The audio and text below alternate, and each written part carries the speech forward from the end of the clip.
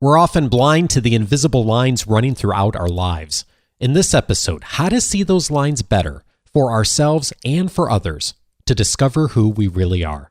This is Coaching for Leaders, episode 459.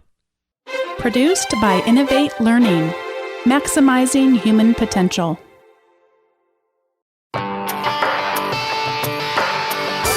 Greetings to you from Orange County, California. This is Coaching for Leaders, and I'm your host, Dave Stachowiak. Leaders aren't born, they're made.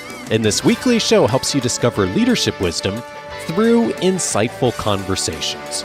I know it's such a leading intention for so many of you and the people that you work with to be so well aligned with your work. It is the dream that so many of us have, to be well aligned with our own personal values and the work that we do professionally. Today's guest is someone who's just an expert at helping leaders to do this well. It's going to help us with the insight and the strategy to be able to look and think in such a way that'll help us, and of course, to take action to really align well with our work.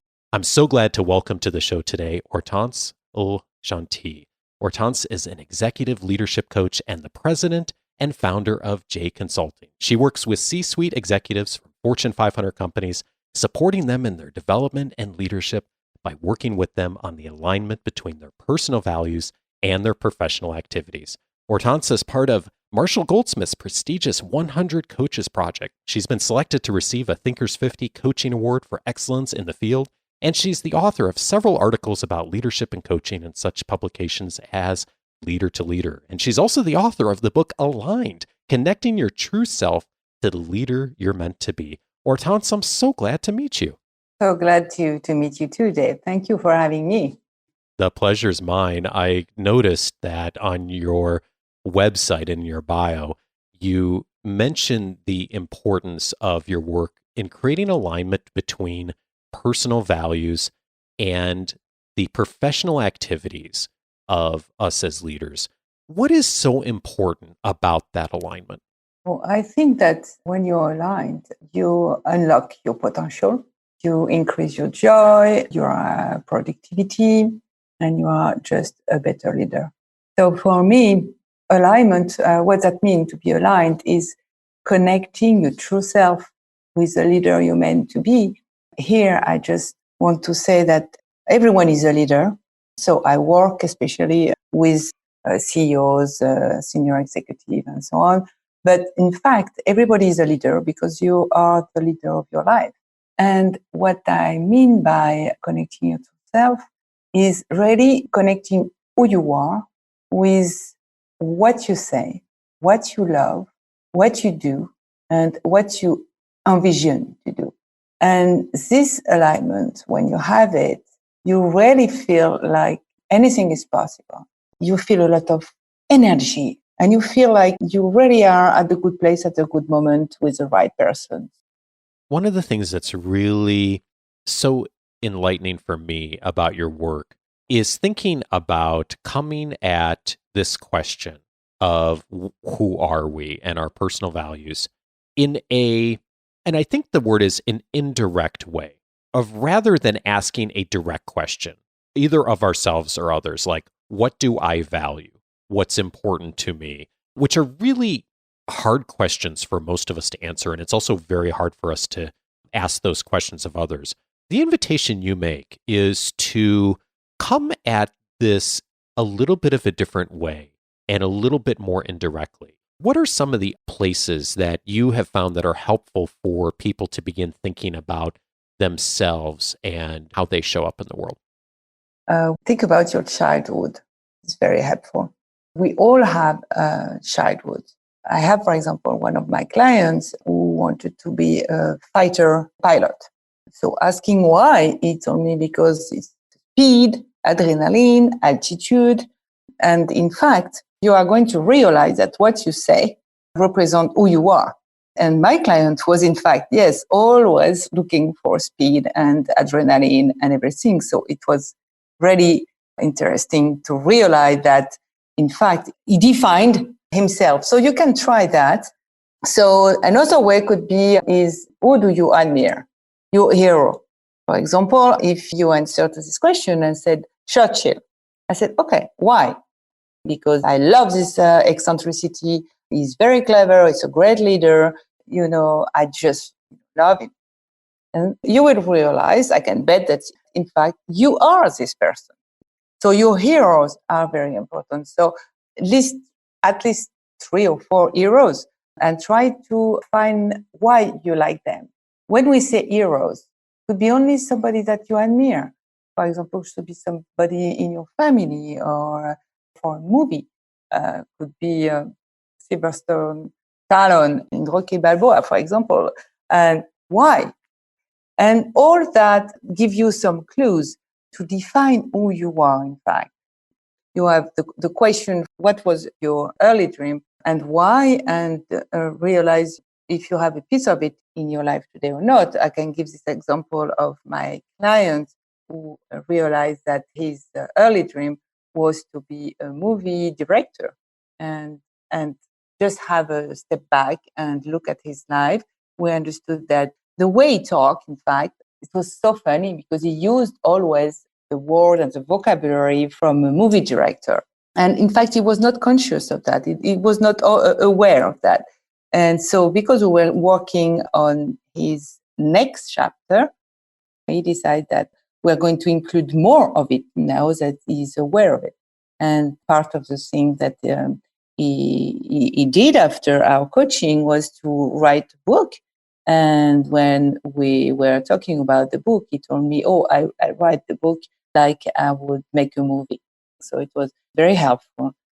So even though his work was not film production per se, he began thinking about how he was producing work in the context of creating a film. And that really helped him to come alongside of the alignment of doing what he already had the heart to do in the context of his daily work already.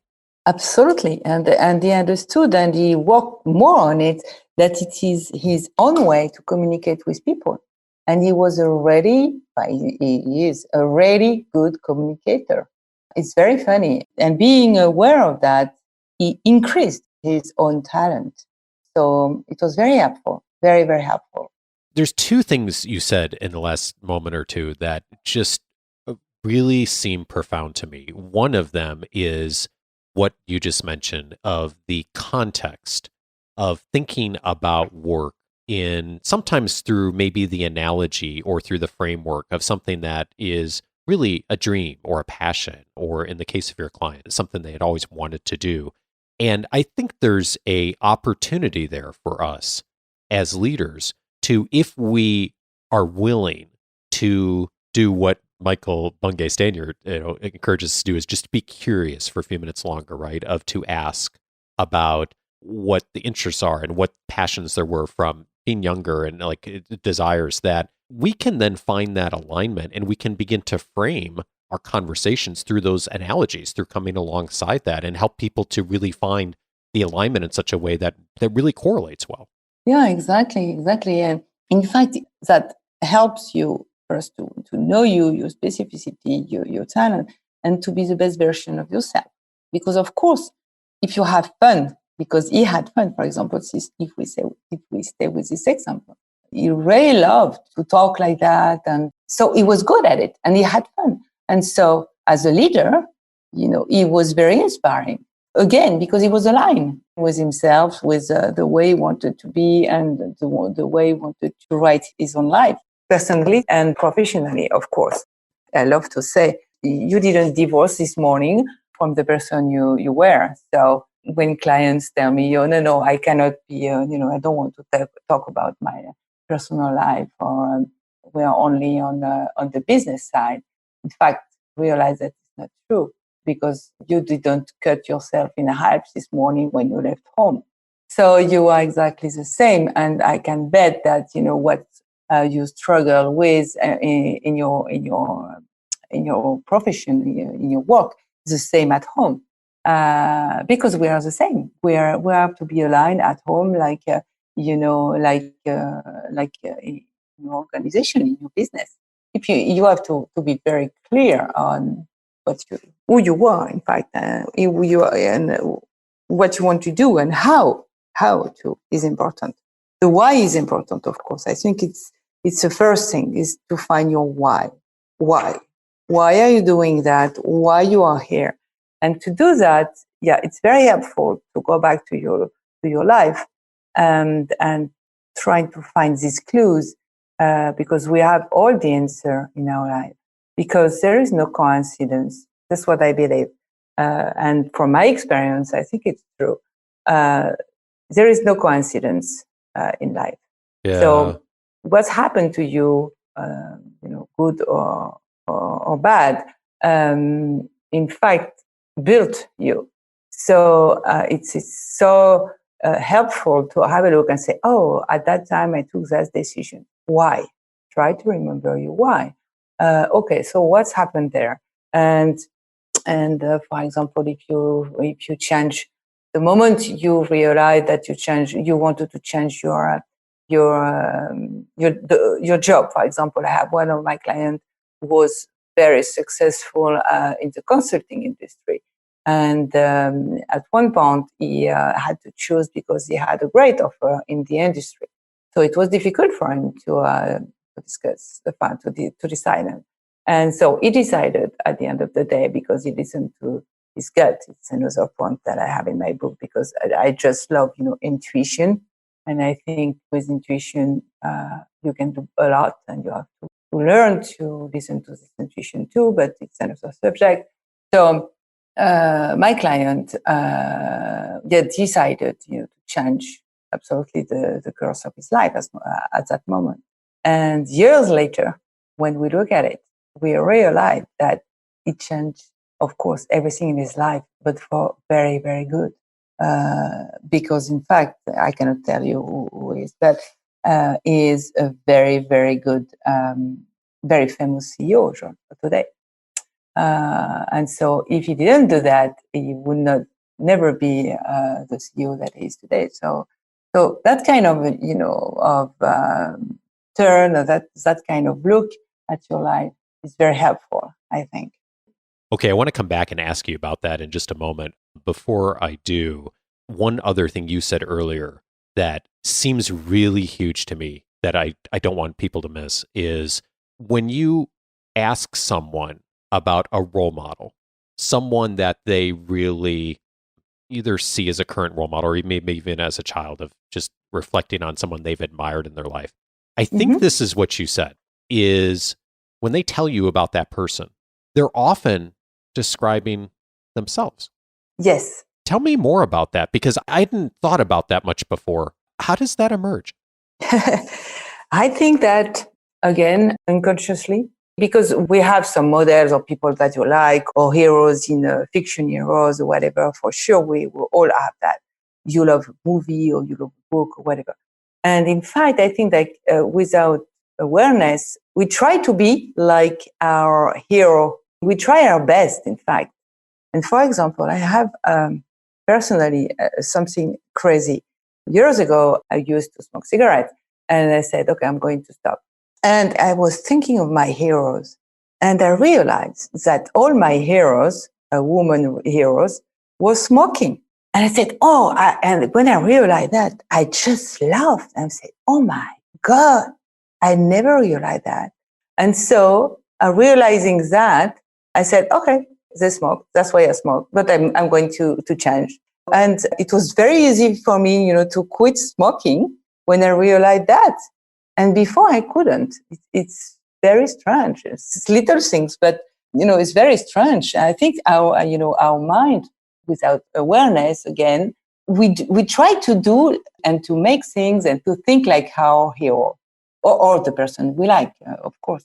So it's very interesting. And another clue could be if you don't first, you say, oh, I don't have any heroes. Okay, imagine you don't have hero. Of course we have, but it's just because you ask the question and sometimes, you cannot answer. Think the other way. Who are your anti-hero? So I don't know if you say anti in English. For example, okay, imagine you have somebody, a boss or whatever, who never listen to you because each time you are in a meeting, this person is always, looking at his or her phone.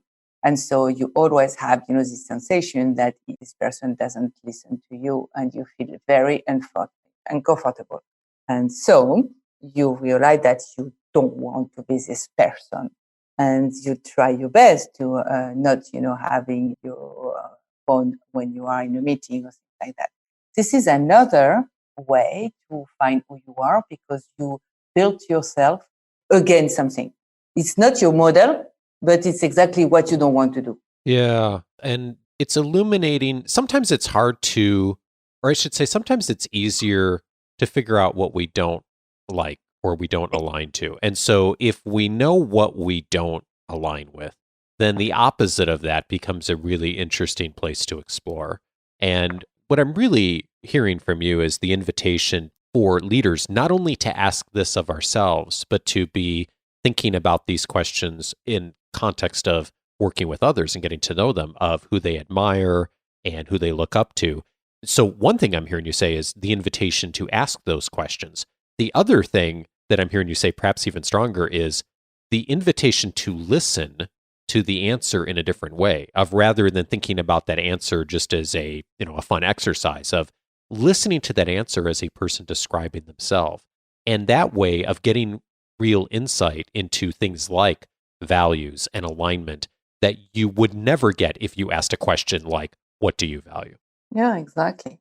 I love the invitation to think about role models and something that is different, that gets us outside of the normal thinking about ourselves, some way that comes at the question a little more indirectly in order to be able to find the more complex and the more meaning behind that. And one of the other points that you make in the book is citing Peter Drucker and his point about the twists and turns of life are really helpful for us in determining what really matters to a person. So part of it is just what they articulate and espouse as far as, themselves and how they see themselves and who they look up to. But another place to really discover more, both for yourself and for others, is thinking about those twists and turns. How do you enter into a conversation like that with someone in order to explore what a twist or a turn looks like? In fact, we look at life and take a step back and look at it and said, okay, what was my great moment and my aha moment and my moment with a lot of energy and success? So we go through life and from the very beginning, not only about the work, but for example, you were a football player where you were small, you were very successful, you loved it. And the question is, okay, why? Why did you love it? Why? Because every moment of your life built yourself. So there is no little moment, good and bad again. So when we arrive to the setbacks, okay, what's happened and what did you learn from that? And the importance here is to go back to your setbacks and be able to analyze and to understand, okay, yes, I had that. Yeah, that's happened. Okay, what I learned was, for example, to communicate differently with my people because nobody understood me and this was my big mistake. So now I communicate differently. So it's really like a painting.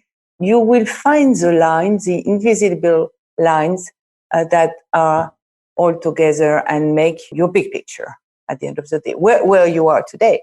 And of course, tomorrow you can do it again because everything change and evaluate. But if you stop now and just have a look like that. So that's how I work with my clients, just asking this kind of question and asking why. And my role here is to be sure that the door of old experiences are closed. I mean, for example, if you talk about a bad moment in your life and I feel like you are still angry, it's because the door is not closed. What I mean a door is, for me, life is plenty of doors that we open and we close.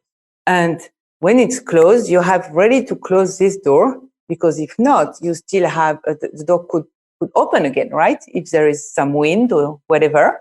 So it's not good if you want to build something else, especially with our setbacks, because very often we don't think about it, but we still are angry, I think. It's a good term. Very often we still have angry. Yeah. And if we are angry, we have to come back to that moment and make peace with that moment. I was just thinking about the analogy of closing doors. In a way, having a conversation over time where you discuss some of those different twists and turns of life is almost a bit like walking through a home, right? Like you might have a conversation about a particular door one day, and you might have a conversation about another door another time. And over Yeah. time, you are walking through a home and you are either for yourself or for someone else, you are discovering more about those different doors that they've walked through with the intention of that then helping inform what they care about, what they value about, why they made the decisions they made, what they learned from those, and how they want to continue to find alignment in their life based on the things they've already discovered along the way. Absolutely. Yeah.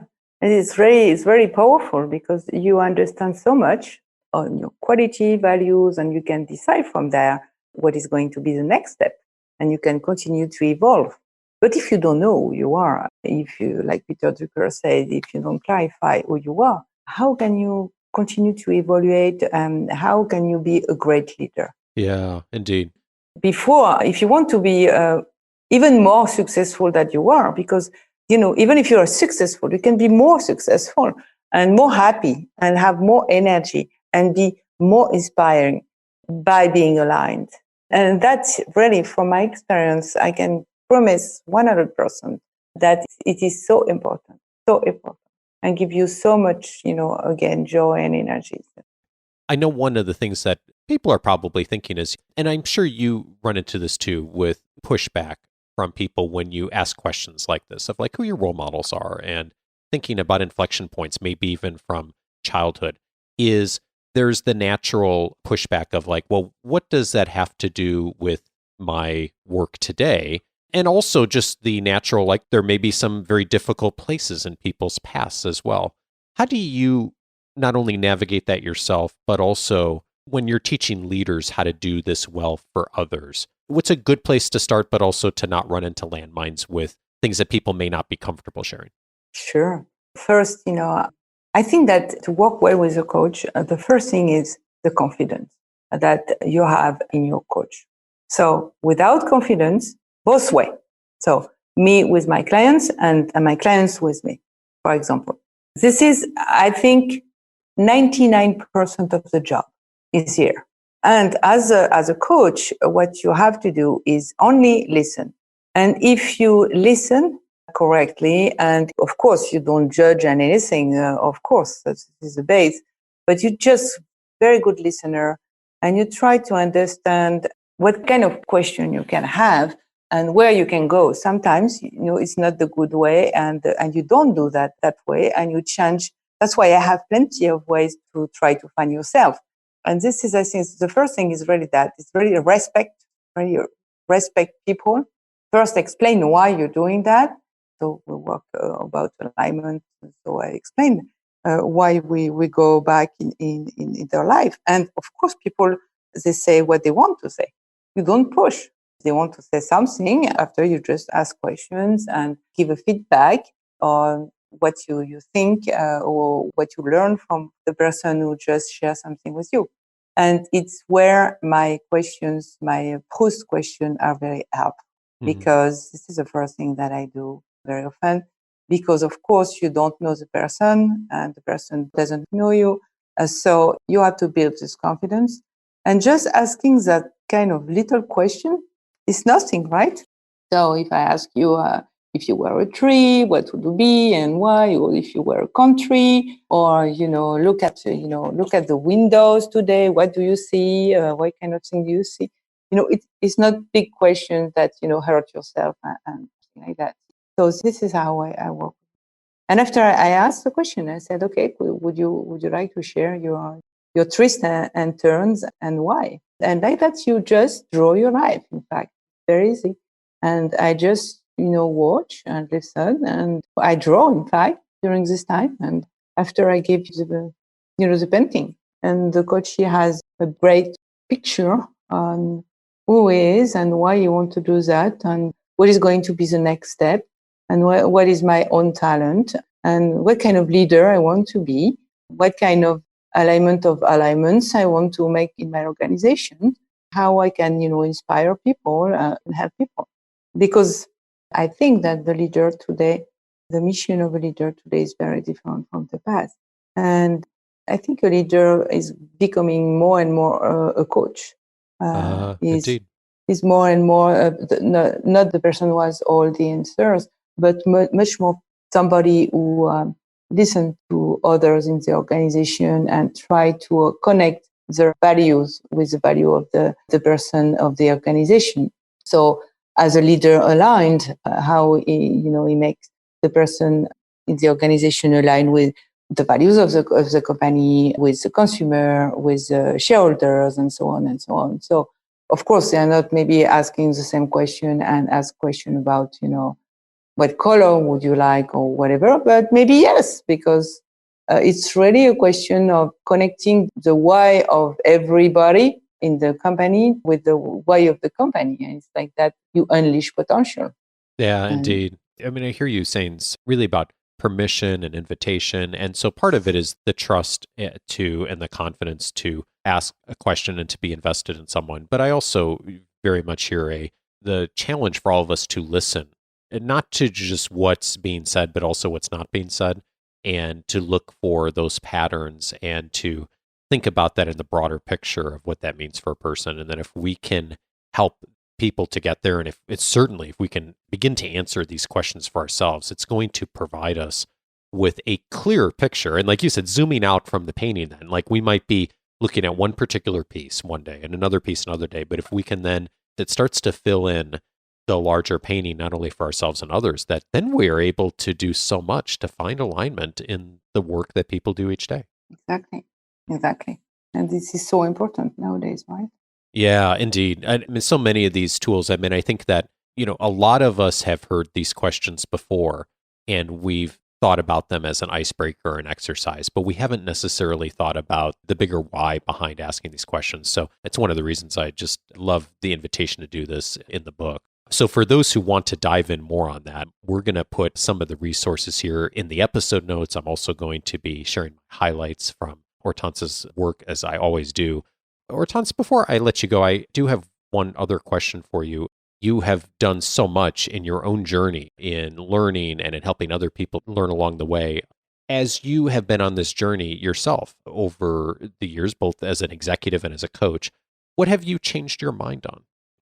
I think it was when I decided to become an entrepreneur, because prior I was working in a very large corporate in advertising agency and for media. And one day I felt like I was not aligned anymore with that kind of work. And I really wanted from my beginning, I came back to my child dream, in fact. I wanted to be an entrepreneur. And so I took this decision. And it was a great decision for me because I find alignment there. And I think if I had not took this decision, I would never be a coach today.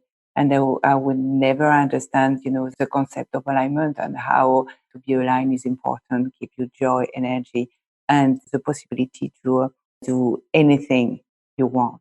Because anything is possible when you are aligned. Because the journey is very different, the vision.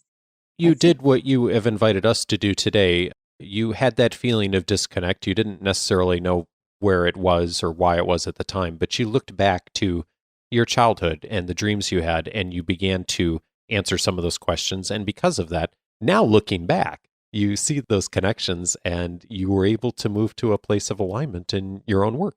Yeah, exactly. But, my work as an executive coach that I love, I just love my work, is really based on what I learned in my journey, in fact. Because I'm a very curious person and I had a lot of questions in my life. And I tried to find the answers almost everywhere. I'm passionate by the neuroscience and how the brain is working. And in fact, what I learned in my journey, I use it for my clients. So it is when I realized with a step back that I understood the importance of having this step back and look at your life differently. Hortense le Gentil, is the author of Aligned, Connecting Your True Self with the Leader You're Meant to Be. Hortense, thank you so much for your wisdom. Thank you so much for having me, Dave.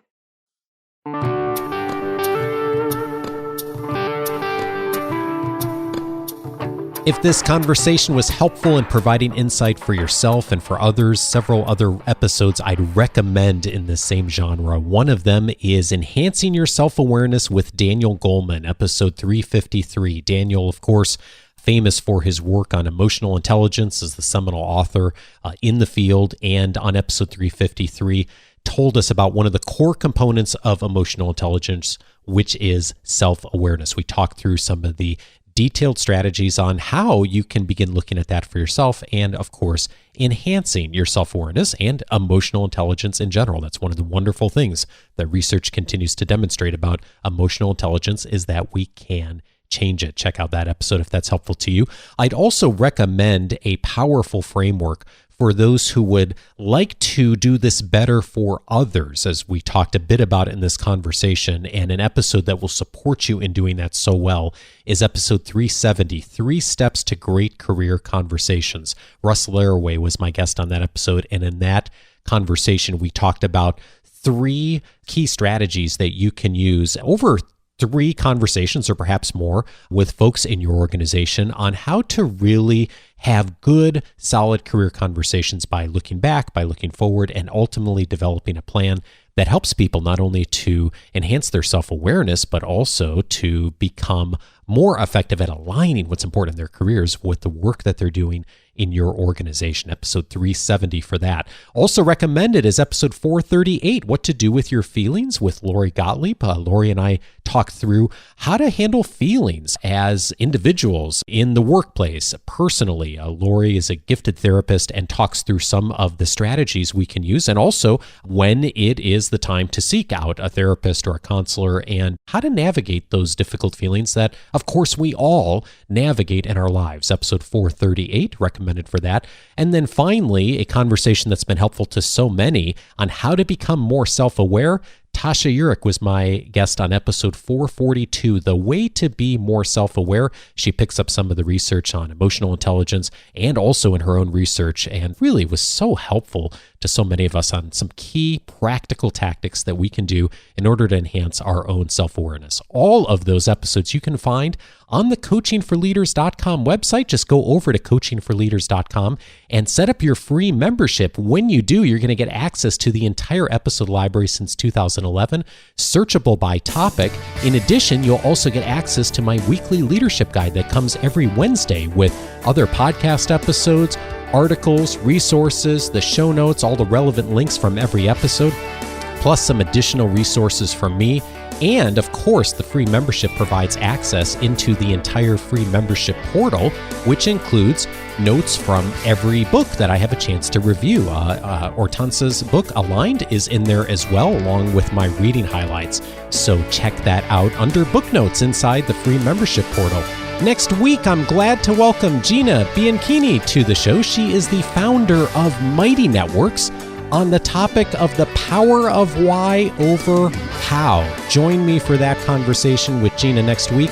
Have a fabulous Monday and see you next Monday for our next conversation. Take care.